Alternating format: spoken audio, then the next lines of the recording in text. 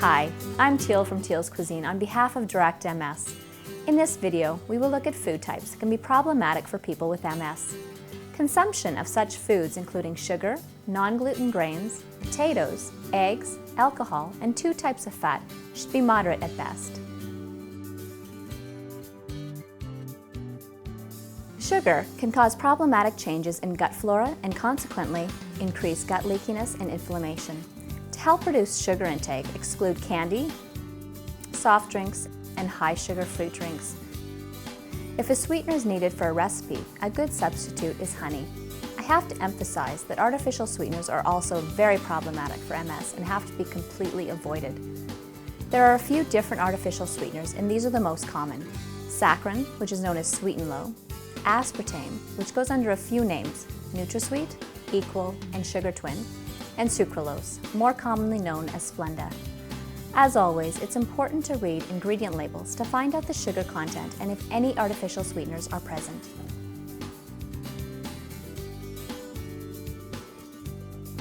As discussed in the video on foods to exclude, gluten grains are potentially very problematic and have to be avoided. There are a number of non-gluten grains which are used in many food products, and the most common ones are rice and corn.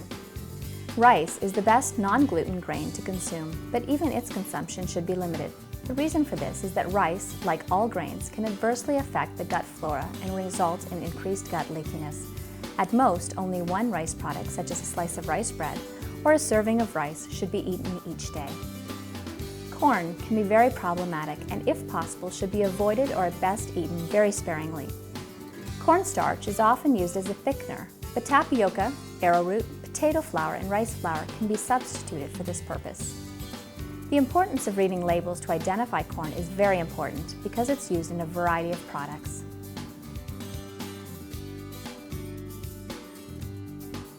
Potatoes are another very starchy food which can adversely affect the gut flora and gut leakiness if eaten too often. I suggest that a serving of potatoes be eaten only once a week.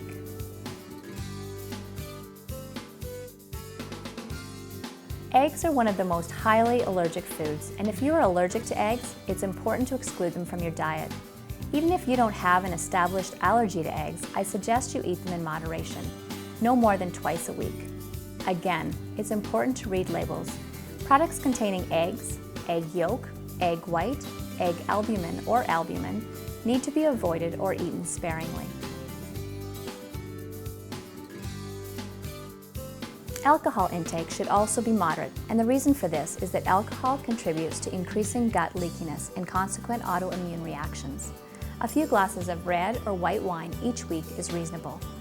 As discussed in the Foods to Exclude video, all gluten-based alcoholic drinks, such as beer, should be completely avoided.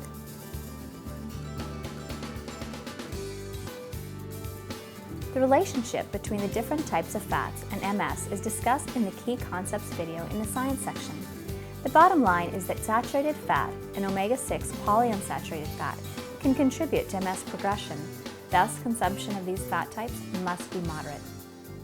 Saturated fat is found mainly in animal products. To keep saturated fat intake low, it is best to completely avoid butter, shortening or lard, and replace these products with extra virgin olive oil or margarine made from olive or canola oil. Also, keep consumption of red meat low and stick with very lean cuts. Eating mainly fish and chicken for protein will also help to keep saturated fat intake low. Coconut oil is also extremely high in saturated fat and should be eaten very sparingly, if at all. Omega-6 polyunsaturated fat is found in various oils such as sunflower oil and safflower oil and is also common in many processed salad dressings. Use of extra virgin olive oil, which is low in omega-6 fat, is recommended when preparing salad dressings.